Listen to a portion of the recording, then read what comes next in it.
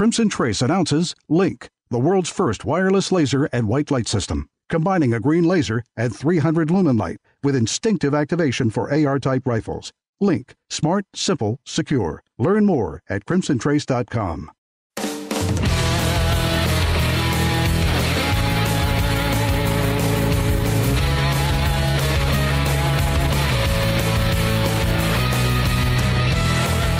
Today on Tom Gresham's Gun Talk, Tom looks at a civic group's choice to ban guns, your range reports, and more. Call in now, 1-TOM-TALK-GUN. Now, here's Tom. Welcome. Glad that you could be here. I'm Tom Gresham, and this is Gun Talk, and we started out the way we should start it out. A well-regulated militia being necessary to the security of a free state, the right of the people to keep and bear arms shall not be infringed. What part of that don't people understand? If you have a problem with that, if you think I'm misreading it, if you think we are getting it wrong, well, let's talk. I'm not going to shout you down. We're going to have some fun. 866-TALK-GUN. Just dial Tom, Talk, Gun, get you in here. We have a lot of things to talk about today. A lot of things going on, a lot of new products out there, a lot of new guns and optics and cartridges and bullets and loadings and some very cool stuff. And it feels like Ruger's bringing out a new product like every 2 weeks. It's just stunning what they're doing these days. We just spent a week in the studio shooting video for Guns and Gear. The 9th, I can't believe it, the 9th season of our groundbreaking television program, much copied, and at least as far as I can see, never equaled. Guns and Gear, where we look at cool stuff. We have people come in and explain the new products, the guns, ammo, optics, accessories in the studio, and then we go out to the range and we shoot them. We had silencers and optics and precision rifles and ARs and pistols, lots of pistols. Oh, and red dots on pistols.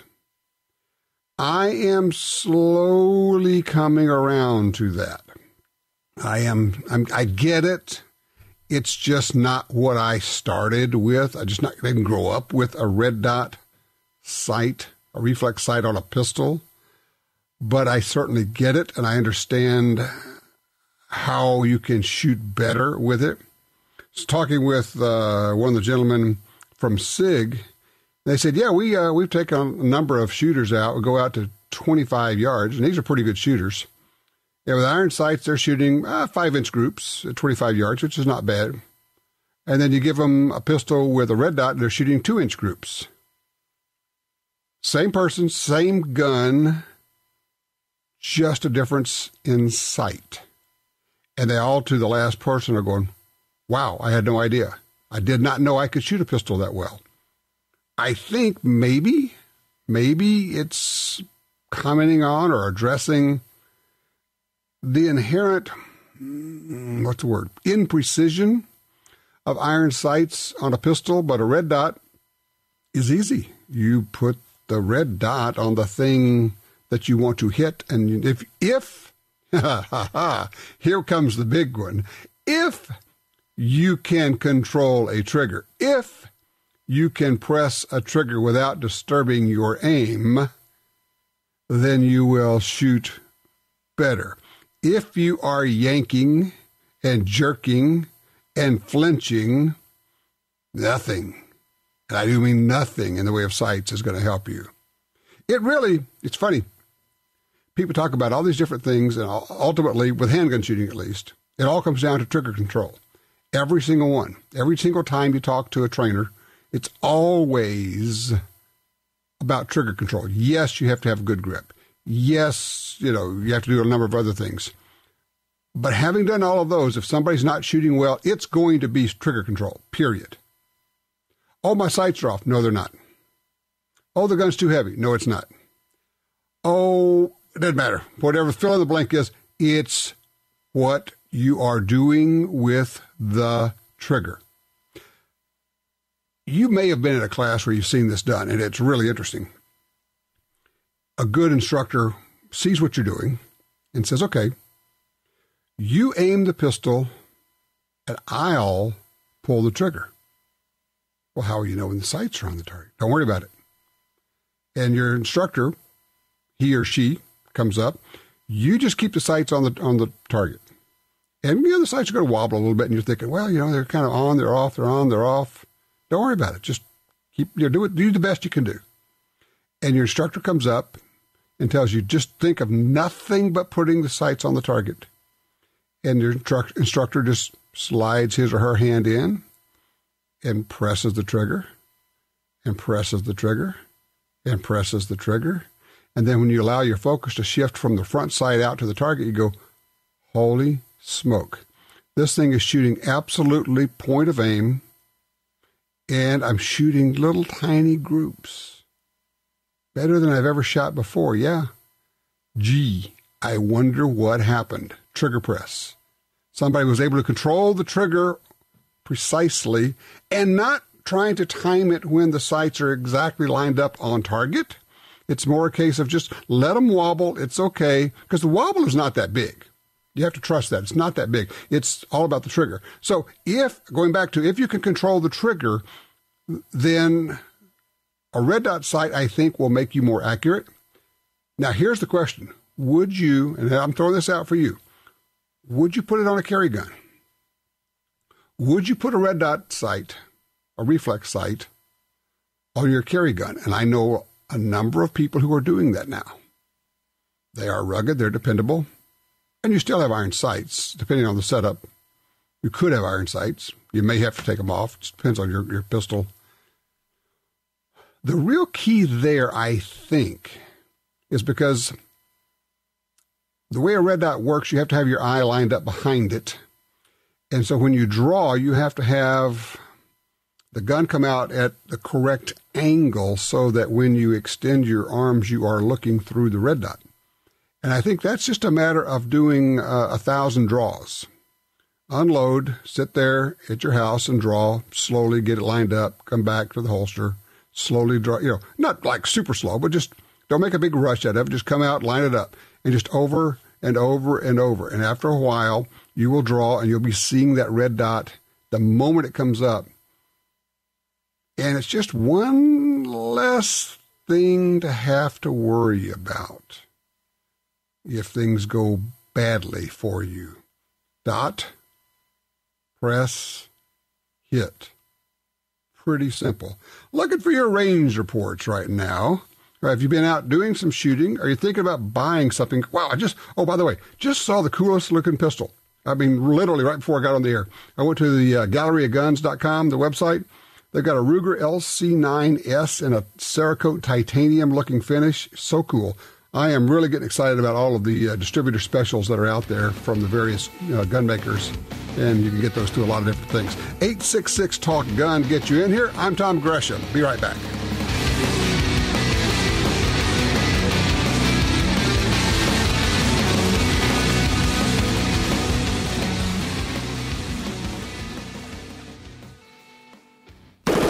Get the fastest semi-automatic trigger for your AR rifle with Franklin Armory's BFS trigger. The binary firing system offers a 3-position selector for binary, semi, and safe modes. In binary mode, your AR fires 1 round on pull and 1 round on release. Works in any AR, is easy to install, no paperwork needed. 100% U.S. made, patent pending. The BFS trigger from Franklin Armory. At a dealer near you or at franklinarmory.com. Are you looking for a place to shoot? The National Shooting Sports Foundation has a great website called wheretoshoot.org. It's the largest database of shooting ranges on the internet. It's also a great resource for shooters where you can find video tips, printable targets, and a lot more. Find it online at wheretoshoot.org. And while you're there, download their free iPhone app. That's wheretoshoot.org. Hi, this is Tom Gresham from Gun Talk. America is losing critical wildlife habitat at a rate of 1 football field every hour. It's happening on the Louisiana coast, but it's critical to all sportsmen and conservationists. These precious wetlands provide winter habitat for more than 10 million ducks and geese annually, waterfowl that migrate north through dozens of states. Don't shrug it off. Get involved. You can help. Visit vanishingparadise.org. Responsible owners control access to their firearms, even when they may need them in a hurry. Liberty Safe, the nation's leader in gun safes, offers 6 models of handgun vaults. Strong, simple to use, open with a key or fingerprint. Put your handgun in the compact vault, lock it away until you need it. Then it's in your hand almost instantly. Pick the Liberty Safe handgun vault that's right for you. LibertySafeHD.com.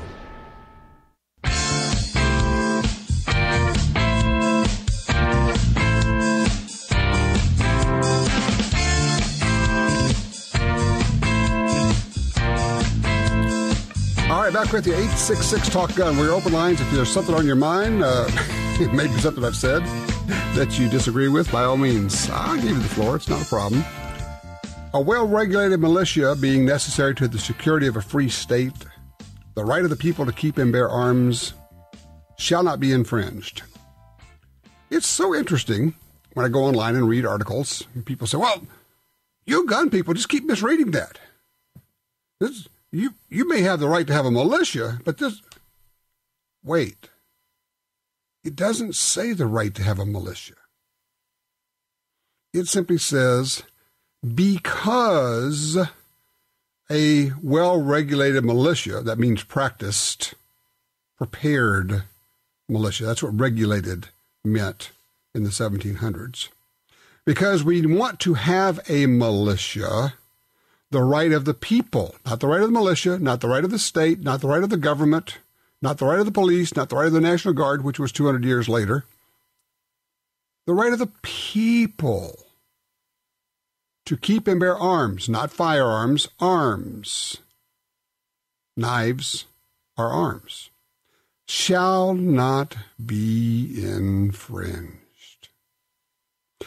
Turn it around. And here's something for you to put in your pocket. When you're talking to somebody who says, oh, you guys and here's what I'd love to say this. You always leave off the first part. You'll say the right of the people to keep and bear arms shall not be infringed, but you leave off the militia part because it's all about the militia. Okay, I understand that English is difficult. But people can understand it if you say it this way. Say, all right, try this. A well-educated population being necessary to the security of a free state, the right of the people to keep and read books shall not be infringed. A well-educated population. Would it mean that only the well-educated could keep and read books? Or does it mean in order to make sure that we have a well-educated population, the right of the people to keep and read books shall not be infringed? When you put it to them that way, you get this pause, and then you get the, oh, that's different, which is code for, oh my God, you have caught me, and I look so stupid, and I have no idea what to say next. So I'll say, oh, that's different. Yeah, right. That's different, all right. Hey, we've got a new giveaway going on. You can win a laser light training pack. Very cool stuff. If you've never seen this thing, it is, you will giggle when you are using this stuff. That's so much fun. You can train at home with the trigger time, training pistol, laser target, laser color guard target, lots of other neat stuff there. We're going to have 2 first prizes, some additional prizes. If you go to guntalk.com/win, WIN, you can enter for a chance to win the cool giveaway. We like giving stuff away. By the way, also, if you're looking for our shows, we have Guns of Gear, Gun Venture, First Person Defender. Look on our channel on YouTube, on Roku, Amazon Fire, Apple TV. lot of different ways for you to see the show. And, of course, it airs on Sportsman Channel, so you can always catch it just on your TV on Sportsman Channel. 866-TALK-GUN, line 3. Jack's with us out of Waco, Texas. Hey, Jack. Hey, Tom. I wanted to talk to you. I had an unusual experience at my doctor's office the other day. I was called in by the nurse for a wellness and health assessment. And so when I got there, I'll go. She took me into an exam room and sat down, and there was her laptop opened up where her chair was, and right across where I sat American Rifle magazine with a stainless the steel American Rifleman magazine, the NRA's magazine, the American Rifleman. Yeah, I think it was American Rifleman. It was a gun magazine. I'm almost positive. I didn't want to just stare at it, but it felt so suspicious. I thought, why would that be sitting there like that? So anyway, I didn't say anything. She went through the whole detailed health assessment with me and everything. After she finished, nothing was said, and I went back out, left, and got my car, and I immediately got to thinking, they wanted me, I felt like, to bring up the subject, and then that would allow them to ask me questions. So it was kind of like a reverse psychology, I think, and it was very unusual. And so I thought it was important. Maybe some of your other listeners have had that done to them. Well, you know what, we'll ask.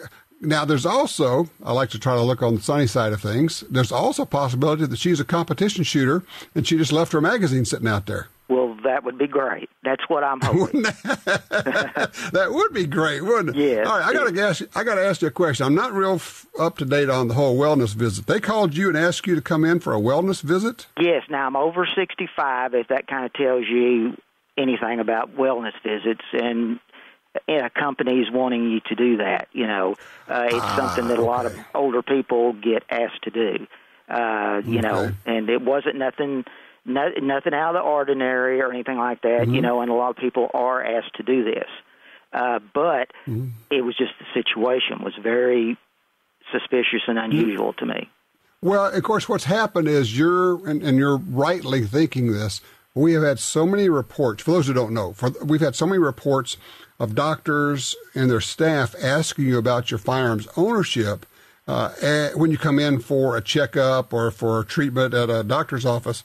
And a lot of us are saying, I don't want that on my permanent record, because once it's there, there are probably an infinite number of federal agencies that can access your medical records now due to Obamacare. And so we've always been struggling with, well, what do I say if they ask, do you own any guns? And I think you were right to be alert to this. I would hope that perhaps that was her personal copy. But, hey, Jack, I appreciate the call. Thank you, sir. That is interesting. What was it, about, 10 years ago, I created a thing called Operation Mag Drop. No, not dropping your mag on the ground at the range. And I still like it, actually. I think we should resurrect Operation Mag Drop. And here's what we do. Instead of throwing away your gun magazines, cut your address off the label, or sometimes they're printed onto a little place on the front. Cut that out and just take them with you. And you're doing a mag drop in your doctor's office waiting room, in hospital waiting room, in any place waiting room. Any place you go, you're dropping off gun magazines and leaving them, tuck them in with the, whatever the other magazines are they have in their waiting room, and just slip them into the pile and then go on your way. But imagine if, 250,000 of us that are listening to this show just said, okay, this month I'm going to keep, when I'm done with my American Rifleman or my Guns and Ammo or whatever magazine it is, I'm going to take it out to the car. I'll just keep it in my truck or in my car. And then when I go to a place where I know there's going to be like a wait, it could be a tire store. It could be any place where they have a stack of magazines where you're waiting around. You just take them in there and drop them off. And like I say, probably a good idea to cut your name and address off, just from a safety security standpoint. I think Operation Mag Drop should make a return. I'm going to, would you be willing? I guess here's the question. Would you be willing to do it? And do you think it's a good idea? I mean, I understand it's a goofy idea, but that's a whole different thing. Pretty much everything I come up with tends to be on the a little bit of a goofy side. But would you participate in an Operation Mag Drop? Just wondering. I certainly have done it. It's kind of fun. You just walk in with your magazine. I mean, nobody cares. Nobody notices that you do. I don't know if anybody would ever complain about it, but at the very least, well, I guess two things could happen. One is somebody could come in and pick it up and go, oh, thank goodness, they've got a decent magazine in here. The other is somebody could look at it and go, oh, my goodness, I can't believe they got a gun magazine in here. Either way, it makes me smile. I'm just weird that way. How can I tell you? It's just, there you go. I know that you know this. I have been smiling for a couple of days now when word came down that Neil Gorsuch is confirmed as our next Supreme Court justice. He will take the oath tomorrow, on Monday. And the Democrats decided they would press the issue and force the Republicans to do a rule change. Now, this is, of course, just a continuation of the rule change that Harry Reid did for lower court judges. When he said, oh, I can't get my judges through, so we're going to change the rules. So now, when the Democrats blocked Gorsuch and the Republicans said, well, we're going to change the rules, the Democrats go, oh, that's horrible. It's a destruction of history and tradition. Give me a break. So Gorsuch is in, which is going to be huge, bigly huge. And we have several Second Amendment cases coming to the Supreme Court. It's going to make, I predict, all the difference. Perhaps we can actually get some rulings that reinforce and support the Heller decision, because the lower courts have been ignoring, maybe not even just ignoring, they have been overthrowing the Supreme Court's Heller decision. You know, the one that said, you do in fact have a right to keep and bear arms, and it's an individual right. Maybe we can get the Supreme Court to say, okay, are you guys down there in the lower courts? Listen up. We decided this already. Quit doing this. We're going to send this stuff back to you, and we're going to overrule you when you do it. 866-TALK-GUN. What was your reaction to Judge Gorsuch getting in?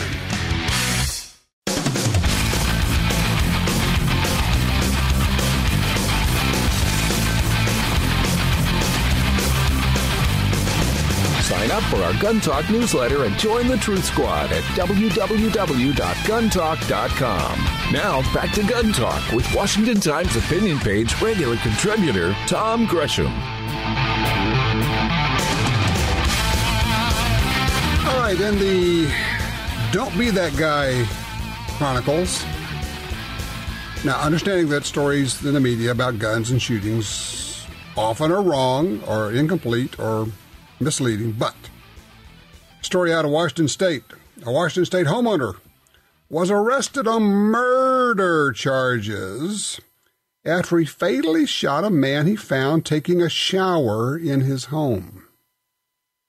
The cliff notes are the guy comes home, 8 o'clock in the morning, sees the door kicked in, goes in, there's a guy in the shower, taking a shower in his house.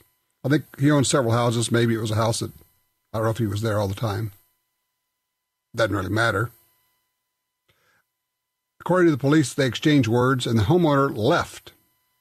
So he left the home, did not call the police. He went and got a gun. He came back in. He shot into the shower a bunch, enough to kill the guy. He has been charged with murder. Okay. For those of you who say, hey, if he's in my house, I'm going to shoot him. Wrong answer. There's more to it than that. This stuff is complex. Now, sometimes the situation is very clear, but sometimes it is not. If you don't understand that, please sell all your guns, or lacking that, go get some training, or do some reading, or start studying, or get a book. Get an old book. Get the book In the Gravest Extreme by Masada Ayub. It's cheap. It's easy. It's still just as good now as when it came out 30 years ago, whenever it was. In the Gravest Extreme. You can't go get a gun and come back to your house to shoot somebody. You're not in fear for your life. If you left the house and you come back in, you're clearly not in fear for your life. You escaped. Call 911. And yet there will be people who go, oh, if he's in my house, he's toast. No, I think in this case the homeowner's toast. Say goodbye. Go into Club Fed. Maybe not federal, but state. Line 2, Calvin's with us out of Oregon. Hello, Calvin. Trigger squeeze. Talk to me. Yeah, I wanted to comment on accurate shooting. I went in the Marine Corps in 1970, and I did not grow up with around firearms. And by the time I was done with basic training, I had qualified expert in pistol and rifle and could put 7 out of 10 in a 10-inch bullet, 500 yards open sights. The thing that the Marine Corps taught me the most was trigger squeeze, breathing, and the use of the sling. All three of those things helped me to become an excellent firearms shooter in the Marine Corps. And it's a great point. Yeah, sling, of course, reduces the wobble, gets you all up, makes you solid. Breathing is timing your shot with a rifle. And then it all comes down to controlling, and I like to say controlling the trigger. And some people like to say trigger squeeze, some say trigger press, some have different ways of putting it. It doesn't really matter. It's the same thing. You're trying to manipulate the trigger without disturbing the aim as it goes there. Calvin, thank you for that. I appreciate that. That's critical no matter what you're shooting. Shotgun also. Yeah, shotgun too. You actually slap a shotgun trigger a bit, but it's also about timing there too. And good triggers on shotguns make a difference. If you're a competitive shotgun shooter, you know what I'm talking about. Lewis is on line 1. He is called out of Reno, Nevada. What are you looking for here, Lewis? Good morning. I am looking for some type of a laser sight for a Smith & Wesson 469. I have searched. I found Laser Light used to make them, but they don't now, and they never made them to fit a 469. This goes into where the rear sight dovetail is. But there's no rail. That's an older pistol. Those who don't know, that's an older Smith & Wesson pistol. Actually, one of their first 9mm semi-autos. And it has been very good. It has never misfired with factory ammunition. Yeah, they're good. I did a quick search, and I probably am just duplicating what you've already done. I could not find anything. I'll tell you what I'm going to do. If you'll keep listening, let's put out the word, see if we can get somebody to help you out. We're looking for a laser sight for a Smith & Wesson 469. If somebody can get his Google foo going and let us know, what you find, give me a call back here. Lewis is listening. He needs some help. Hey, Lewis, I appreciate the call. And in Grant Pass, Oregon, state in Oregon, line 3, Dennis is with us. Dennis, you're up. We'll see if we can get somebody to help you out. We're looking for a laser sight. Dennis, turn off your radio. Pick up your phone. Okay, put him on hold. If he comes back, we'll get him up. Yeah. By the way, if you're on hold, do not have your radio on because there's like this long delay, and we'll be going, hello. And it'll be like 15 seconds before you hear it on the radio, and by then we've passed you up. Yeah, and do what the call screener tells you to do, okay? Tell you what, we'll take a quick break here. We'll see if Dennis wakes up and comes back to his phone. 866-TALK-GUN. We have room to get you in here. I'm Tom Gresham. For more than 70 years, Timney Triggers has been enhancing the shooter's experience. Whether it's a local competition, a day at the range, or even the hunt of a lifetime. Setting the standard in aftermarket triggers, Timney is now producing more than 170 models of triggers for bolt-action rifles, shotguns, AR rifles, and semi-automatic rifles. Proudly made in the USA since 1946. Find your new trigger at TimneyTriggers.com. If you're like me, you don't have money to burn, but you still want to buy guns, ammo, and accessories. That's why we created Gun Dealio. That's a free smartphone app. Just download it and start getting the deals. Could be discounts, offers of free magazines for your gun, or you could be the first to hear about new stuff from gun makers. Here's how it works. With Gun Dealio on your phone, you get alerts when you enter a gun store. Special deals, you know. You don't have to do a thing. It'll do a lot of other cool things, like let you watch gun videos and listen to Gun Talk podcast. Plus, check it anytime for hundreds of deals and offers. Getting more while spending less. Smart, huh? Gun Dealio. Made in America. Gluten-free. At the App Store and Google Play or GunDealio.com. The hunt is on with the TC Compass from Thompson Center. The TC Compass bolt-action rifle delivers the accuracy, reliability, and functionality you expect from a Thompson Center rifle at a price that matches your budget. Available in your favorite center fire chamberings. All TC Compass rifles have threaded barrels for use with suppressors, compensators, and muzzle brakes. And they're backed by Thompson Center's minute of angle guarantee. Accurate, affordable, American-made. The TC Compass. Find out more at tcarms.com.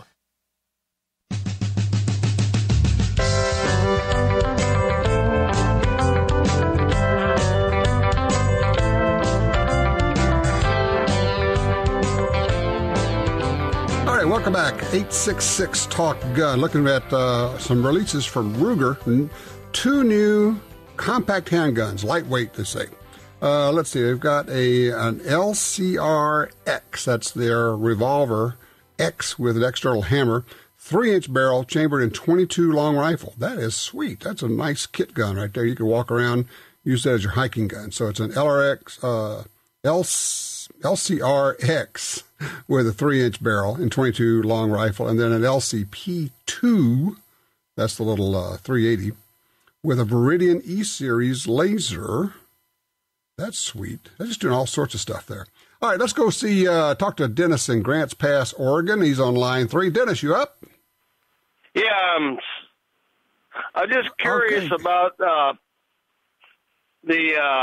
red dot you was talking about earlier, first off on the program, and the difference between a red dot and, let's say, a laser.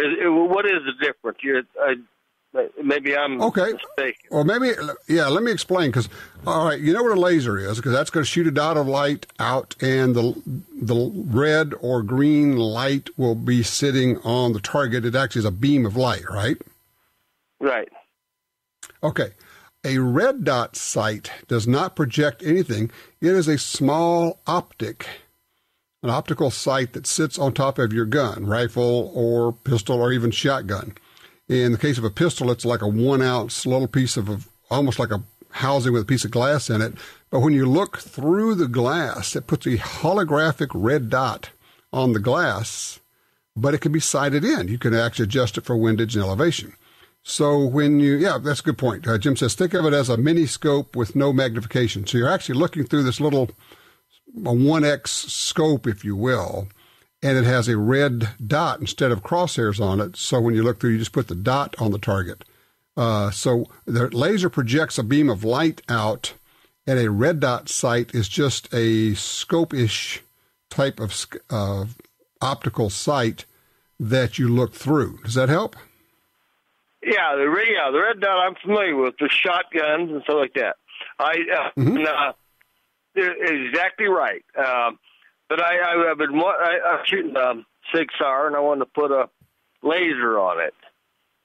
Okay. You can put a laser on your SIG SAR. Sure. Yeah, opportunity to buy one. They're not cheap, but they're small enough to still fit my holster. That's why I had one a long time ago. Except for I got $200 for the holsters. I don't need it. Or actually, it's a cheap price. I've got probably it is so true. Yeah. We get our gun, we get our holster, and we say, well, I'd like to add a whatever it is, but I don't want to add something that's going to make it impossible for me to use my old holster. So I know what you mean. Appreciate the call, sir. Yeah, we were tinkering around with a new SIG P320 with their red dot sight on it. And the holster we got was like an almost fit, but not quite. But fortunately, it was Kydex, and I own a Dremel tool. So it was me and the holster and the Dremel tool, and I was able to grind it out a little bit, and boy, it just slipped in there, and it worked great. I'm impressed. That SIG P320 with the red dot is pretty sweet. I think there will be a lot of gun makers who are going to start offering combos with a handgun and a red dot on it. You know, the competitive shooters have been using red dots for a long time in those competitions where they can use them. And trust me, people say, oh, it's slower. Yes. It is slower at first because you don't know how to use it. If you started on a red dot and went to iron sights, you would say, well, they're slower. And yes, that too would be correct because you don't know how to use them. But once you start practicing with it and get better with it, and every time you draw and comes up, you've got the angle correct so that you can actually see the red dot. Well, look at it this way. Do you think for a second that these speed shooters would put anything on their guns that would slow them down? Because they're measuring in tenths of a second and sometimes hundredths of a second, and they're not going to slow down. So it helps them shoot just as fast, if not more quickly, and more accurately, because only the accurate shots help you.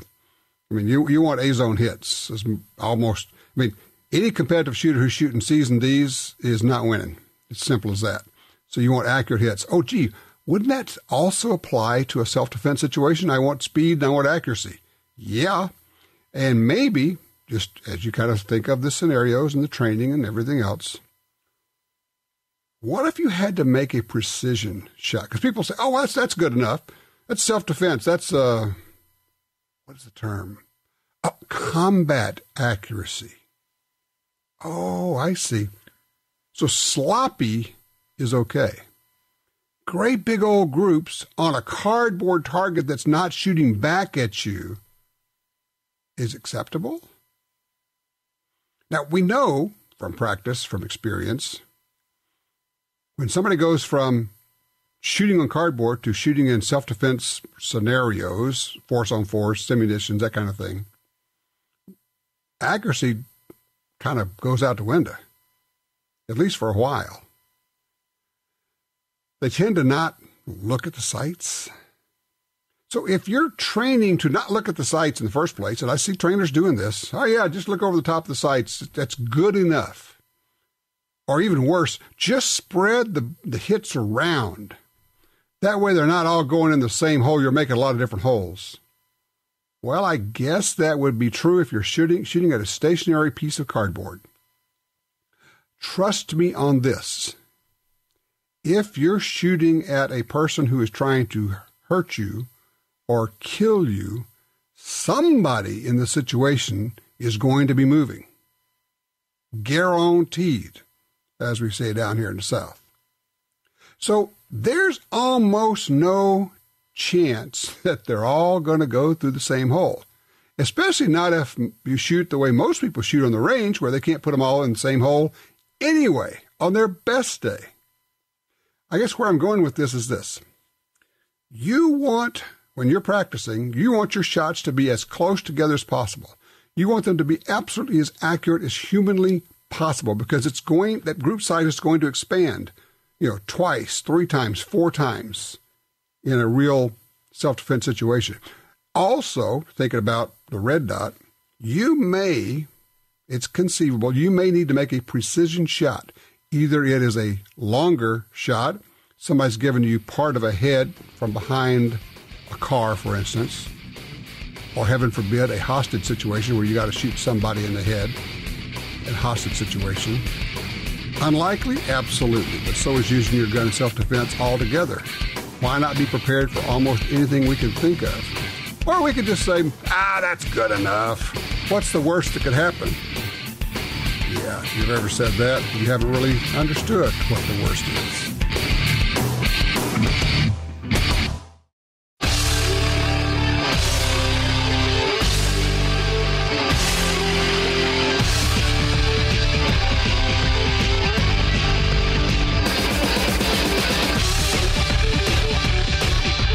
this one caught me by surprise. Looking at a news report, I saw the news that North Dakota had passed constitutional carry.